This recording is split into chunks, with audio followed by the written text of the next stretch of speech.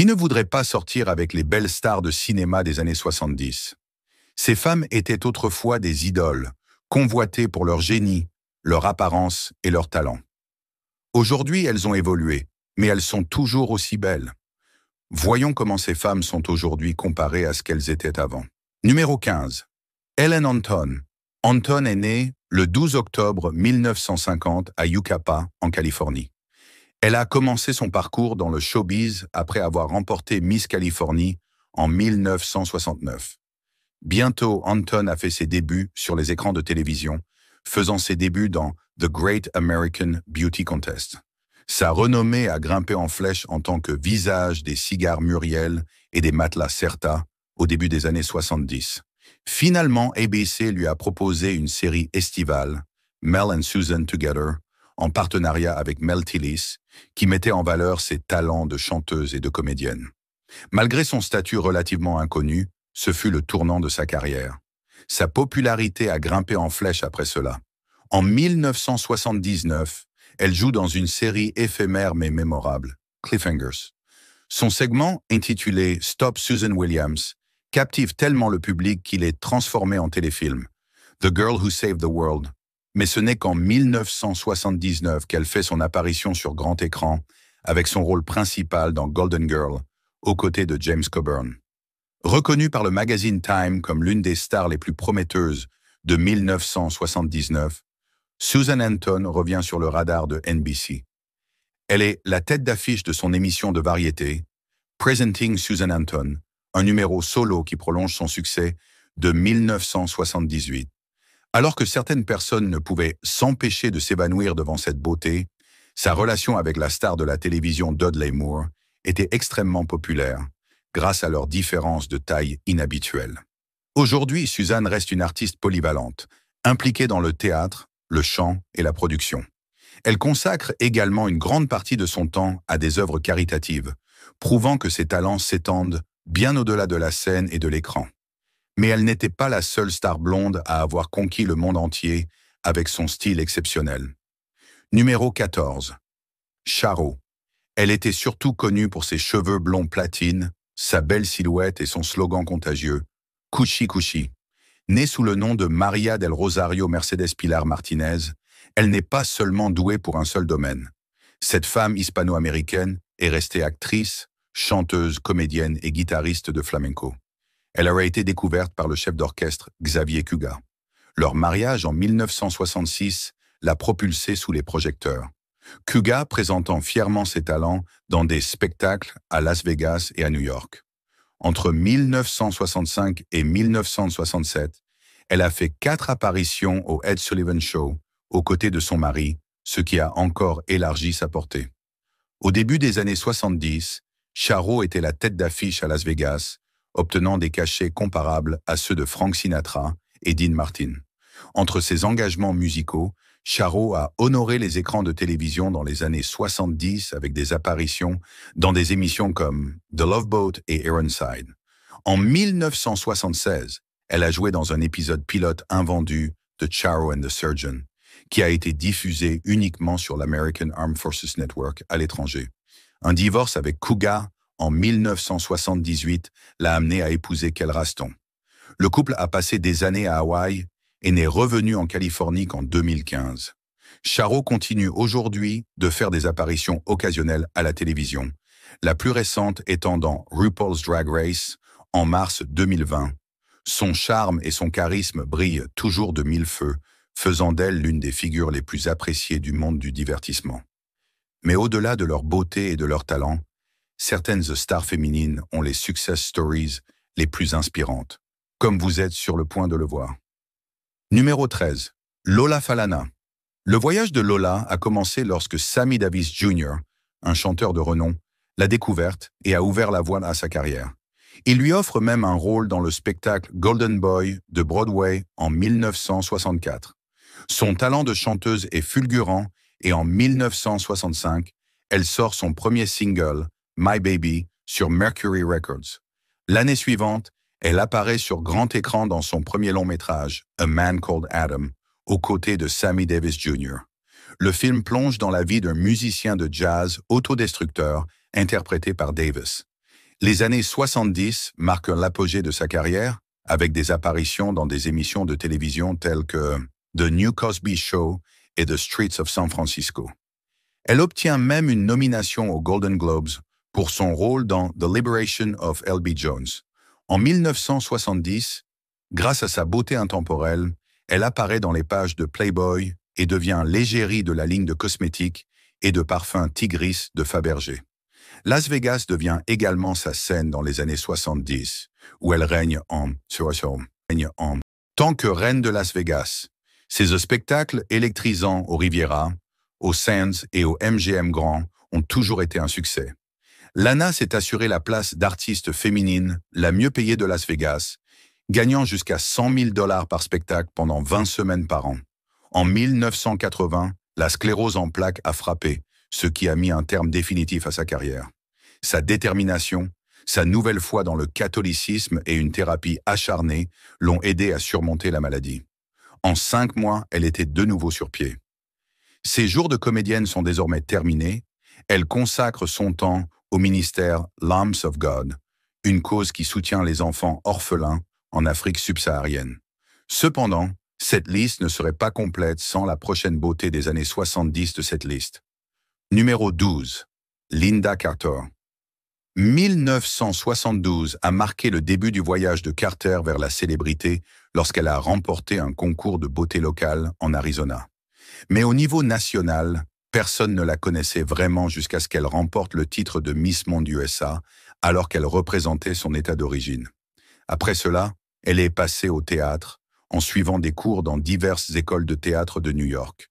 Son premier aperçu du monde du théâtre a eu lieu en 1974, lorsqu'elle est apparue dans un épisode du drame policier Nakia, intitulé Roots of Anger. À partir de là, elle a été partout sur les écrans de télévision, dans des émissions comme Starsky et Hutch et Cause, et est également apparue dans plusieurs films de série B. Le tournant de Carter est venu lorsqu'elle a obtenu le rôle principal dans Wonder Woman, incarnant à la fois le personnage emblématique et son alter ego, Diana Prince. À ce stade, le soutien financier de ses parents était très faible et le rêve de jouer à Los Angeles était presque en train de s'envoler. Mais un coup du sort a tout changé lorsque le manager de Carter a annoncé qu'elle avait décroché le rôle, remplaçant Joanna Cassidy. Son interprétation de Wonder Woman a fait pâlir d'envie les fans et les critiques, ce qui a renforcé son lien avec le personnage. Aujourd'hui, quand on pense à Wonder Woman, on ne peut s'empêcher de penser à Lynda Carter et à son parcours, de gagnante d'un concours de beauté locale à symbole de force et de grâce. En parlant de débuts non conventionnels, la star suivante des années 70 a connu le début de carrière le plus inattendu. Numéro 11. Farrah Fawcett. Au début, Fawcett est devenue célèbre à l'échelle internationale grâce à son affiche emblématique en maillot de bain rouge. Elle était si belle qu'elle est devenue la pin-up la plus vendue de l'histoire. Mais son attrait ne résidait pas seulement dans son apparence. Elle a également brillé dans le rôle de Jill Monroe dans la première saison de Charlie's Angels, de 1976 à 1977. TV Guide a reconnu sa grandeur en la classant 26e sur la liste des 50 plus grandes stars de la télévision de tous les temps en 1966. Mais ce n'était que le début. En 1968, elle a joué dans des publicités et a fait des apparitions à la télévision. Son talent a honoré diverses séries télévisées dans les années 70, notamment des rôles récurrents dans Harry O en 1974 et L'homme qui valait 3 millions, où elle jouait aux côtés de son mari de l'époque, Lee Majors. Le moment charnière de sa carrière est arrivé en 1976, lorsqu'elle a endossé le rôle de Jill Monroe dans Charlie's Angels d'ABC, partageant la vedette avec Kate Jackson et Jacqueline Smith. C'est cette série qui a propulsé les 3 actrices au rang de célébrités, en particulier Fawcett, qui était alors connue sous le nom de Farrah Fawcett Majors. Après une saison, elle a décidé de quitter la série, ce qui lui a valu des ennuis judiciaires. Elle a finalement signé un accord l'obligeant à faire 6 apparitions dans les 3e et 4e saisons de la série, de 1978 à 1980. Sa performance dans Charlie's Angels lui a valu une nomination au Golden Globe. En 2009, à l'âge de 62 ans, Fawcett est décédée, mais son travail est toujours admiré. Mais une discussion sur les stars féminines des années 1970 ne serait jamais complète sans le prochain nom légendaire de cette liste. Numéro 10. Diane Keaton. Le parcours de Diane Keaton a commencé à Los Angeles, en Californie. Après avoir étudié le théâtre au Santa Ana College, elle a fait le choix audacieux d'abandonner ses études et de poursuivre sa passion au Neighborhood Playhouse de New York. Elle a fait ses débuts au Summer Stock Theater avant de décrocher son premier rôle important dans la comédie musicale rock de Broadway, Hair. Ce qui l'a fait se démarquer, c'est sa détermination à ne pas se déshabiller, même en tant que doublure. Elle était belle, mais le fait qu'elle ait voulu le cacher au monde intrigue tout le monde. En 1968, Woody Allen lui a confié le rôle de Play It Again, Sam, sa pièce de Broadway, marquant le début de sa collaboration avec Allen, à la fois personnelle et professionnelle. Leur collaboration a commencé avec Play It Again, Sam en 1972. La même année, Francis Ford Coppola l'a choisi pour le rôle de Kay dans Le Parrain, un film qui allait devenir un classique intemporel. Plus tard, elle a également repris ce rôle dans la suite du film, Le Parrain 2. Elle a continué à travailler avec Woody Allen dans des films comme Sleeper et Love and Death. En 1977, elle est passée de la comédie à un rôle plus sombre dans Looking for Mr. Goodbar, qui lui a valu une nomination au Golden Globe. Mais c'est son rôle d'Annie Hall dans Annie Hall de Woody Allen qui a fait mouche. Elle a remporté un Oscar et le British Award de la meilleure actrice, tandis que le film est devenu une merveille culturelle. Au fil des ans, Keaton a exploré la réalisation, se faisant remarquer avec un documentaire intitulé Heaven en 1987. Elle a également réalisé des clips musicaux et un épisode de Twin Peaks. Sa carrière d'actrice a continué de s'épanouir alors qu'elle s'aventurait dans des rôles plus matures dans les années 1990, culminant avec son premier long-métrage majeur en tant que réalisatrice, Unstrung Heroes, en 1995. À ce jour, ses films sont regardés en boucle. Keaton est une star qui ne sera jamais oubliée.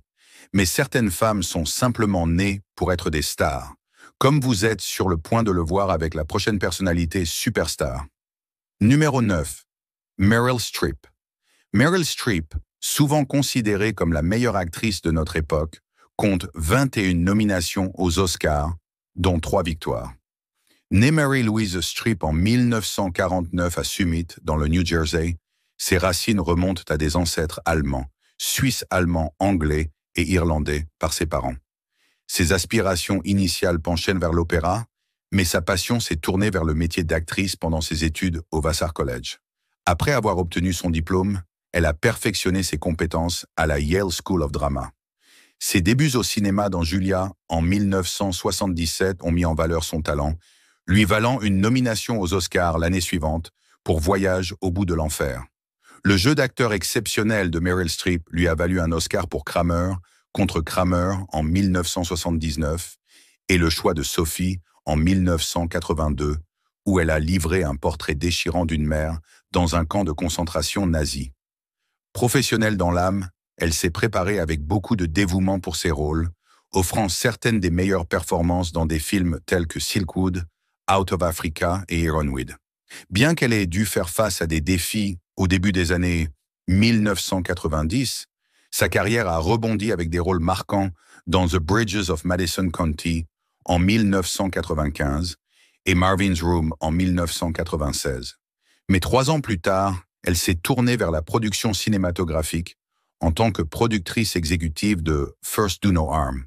Avec une vision réaliste de son avenir, elle pense que son œuvre perdurera toujours, peu importe ce qui l'attend.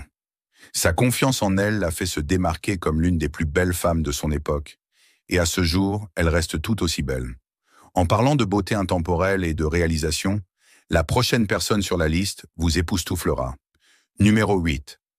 Jodie Foster. Le parcours de Jodie Foster a commencé bien avant ses années d'université. Avec près de 50 crédits de cinéma et de télévision, elle était déjà une enfant star de premier plan des années 70. Malgré sa célébrité précoce, elle a suivi des études de littérature à Yale, naviguant avec brio la difficile transition entre le rôle d'enfant star et celui d'adulte.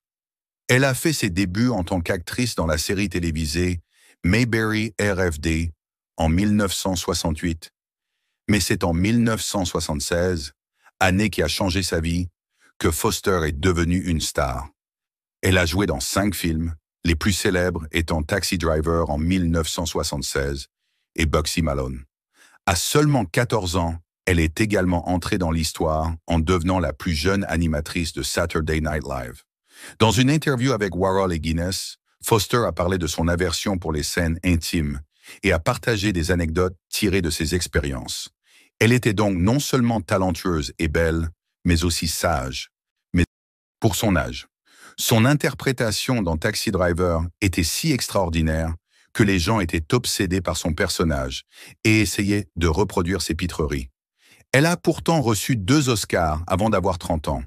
Le premier pour son rôle de Sarah Tobias dans The Accused en 1988 et le second pour son interprétation de Clarice Starling dans Le silence des agneaux en 1991.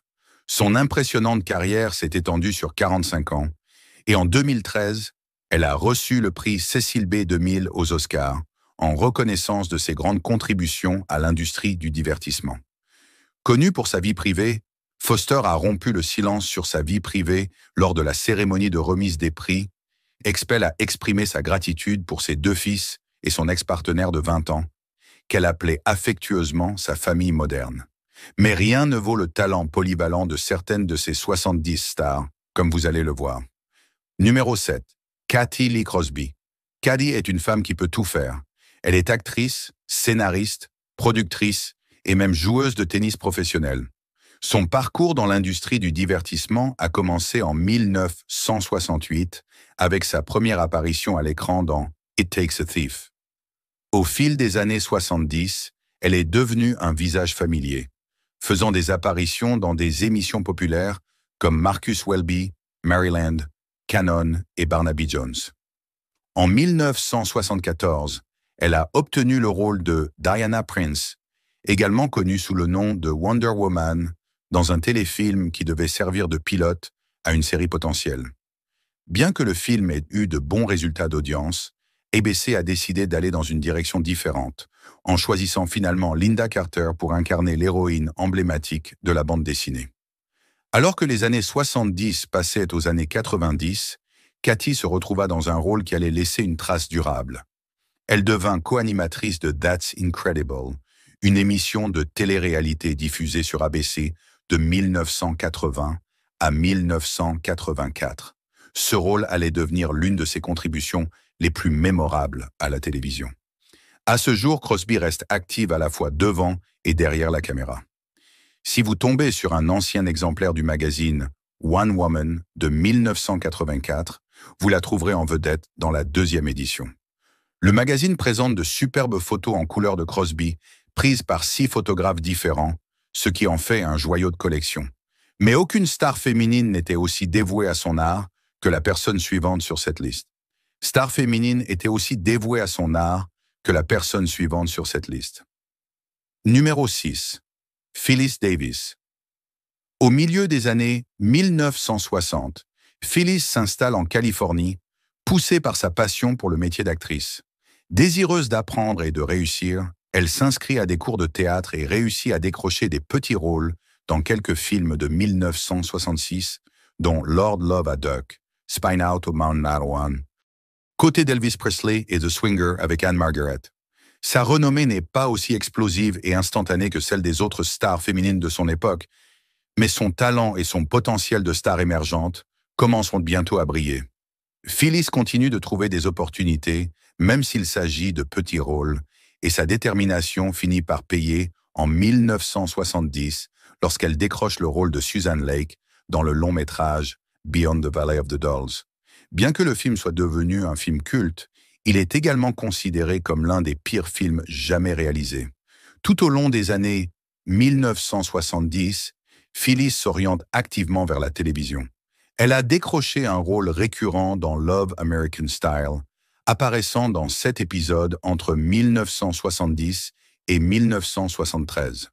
Son parcours comprend des apparitions dans des émissions populaires comme The Odd Couple, The Streets of San Francisco et Policewoman.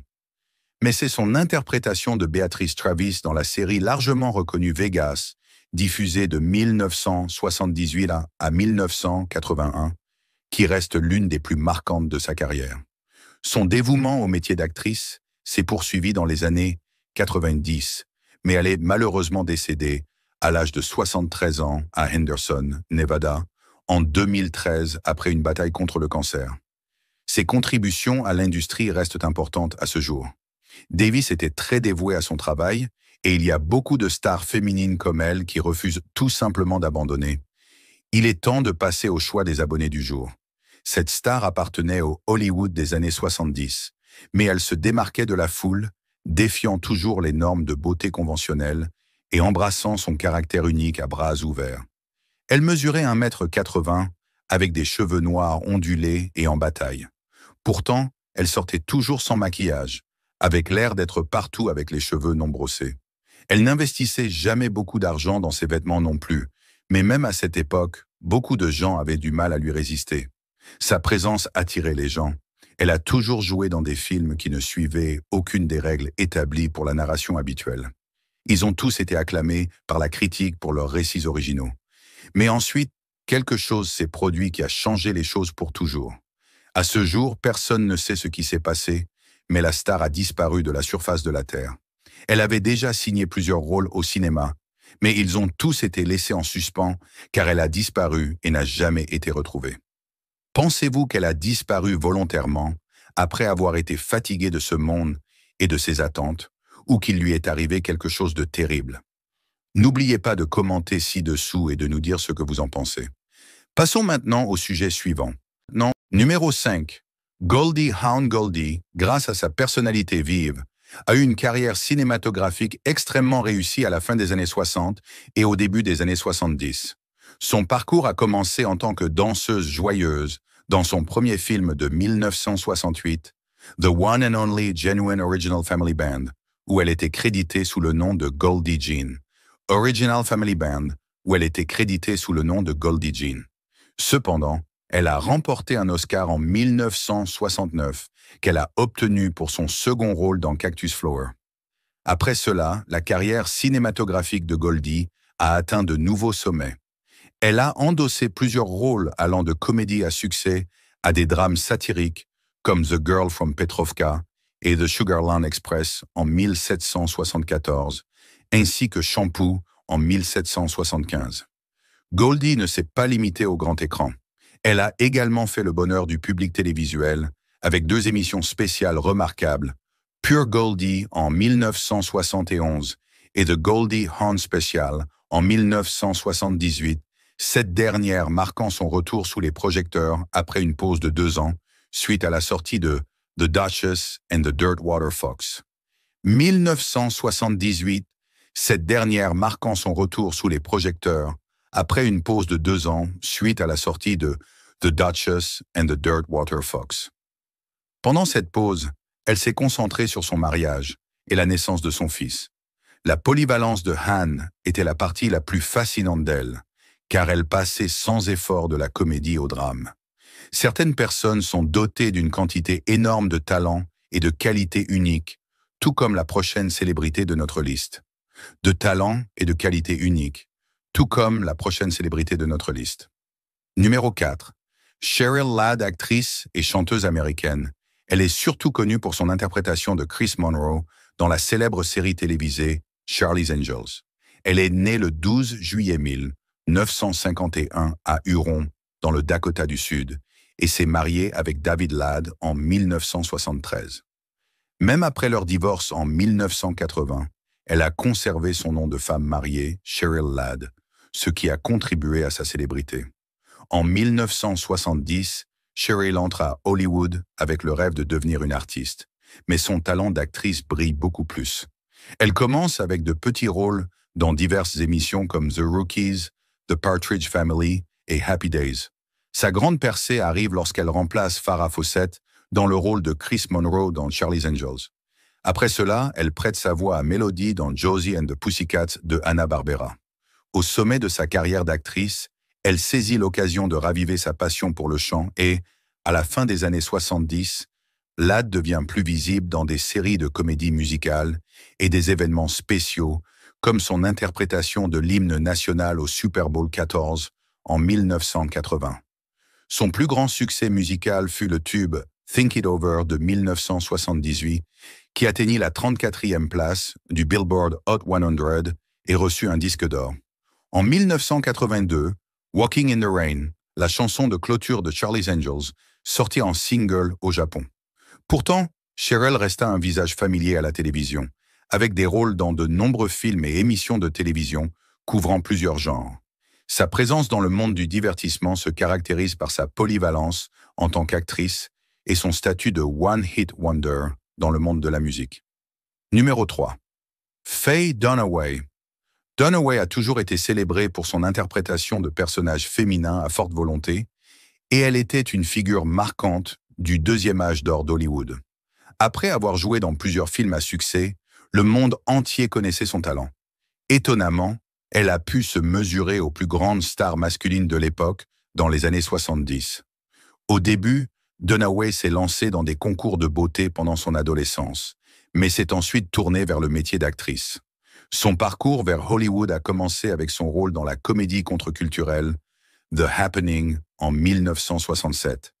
Quelques mois seulement avant qu'elle impressionne le public en incarnant Bonnie Parker dans Bonnie and Clyde, une hors-la-loi complexe de l'époque de la Grande Dépression.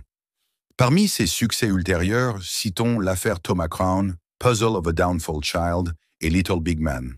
Son interprétation d'Evelyn Mulray dans Chinatown incarne la femme fatale classique, tout en déterrant le cœur blessé de son personnage, ce qui lui vaut les éloges de la critique et des nominations aux prix.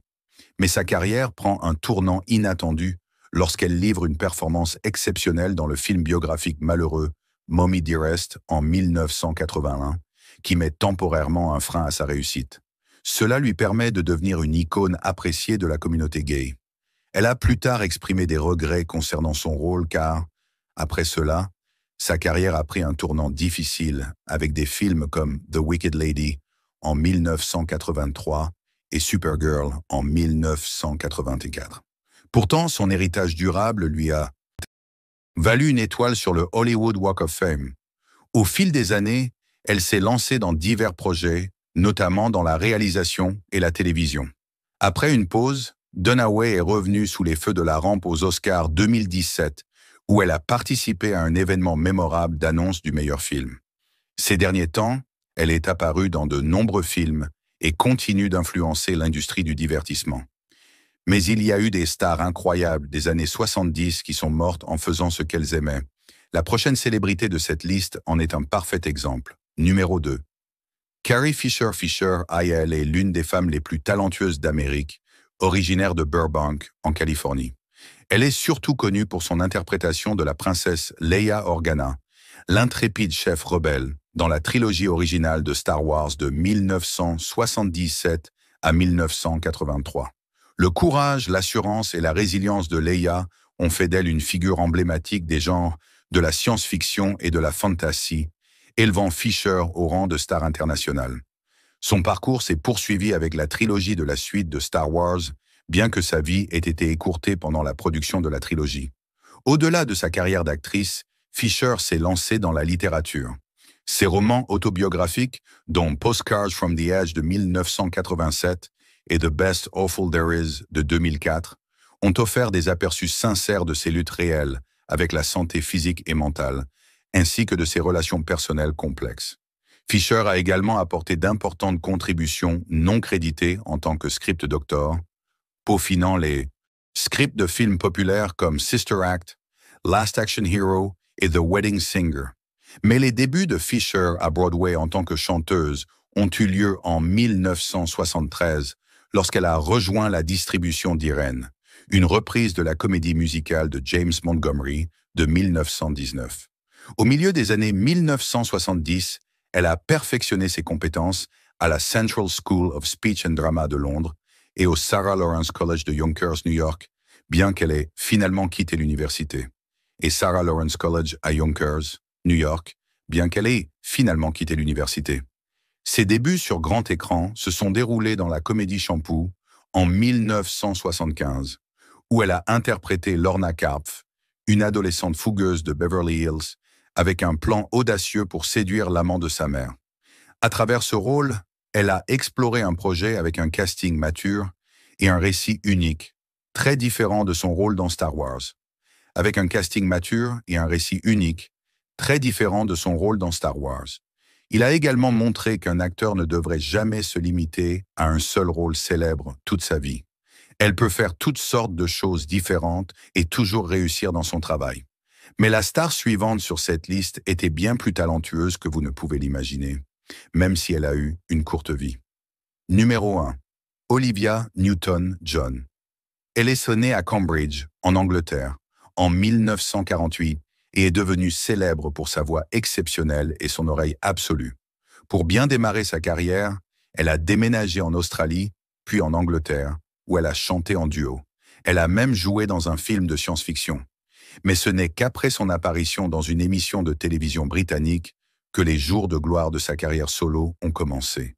Elle était passionnée de folk pop et de musique country et a même remporté un Grammy Award, mais son rôle dans le film Grease avec John Travolta et leur magnifique travail ensemble ont été le point culminant de sa carrière. Plus tard dans les années 2000, elle a continué à créer de la musique, collaborant souvent avec d'autres artistes. Elle a également consacré son temps aux efforts de recherche et de traitement du cancer, jouant un rôle essentiel dans la création du Olivia Newton-John Cancer Wellness and Research Center en Australie. Outre son talent, elle avait également une soif insatiable de connaissances. C'est pourquoi elle n'a jamais cessé de se plonger dans les choses qu'elle voulait approfondir. Tout au long de sa vie, elle a reçu de nombreux honneurs. Elle a également été reconnue comme officier de l'Ordre d'Australie, puis élevée au rang de compagnon de l'Ordre d'Australie. Elle est décédée à Santa Ynez, en Californie, en 2022, mais son impact s'étend au-delà de son art. Merci d'avoir regardé et à bientôt pour la prochaine.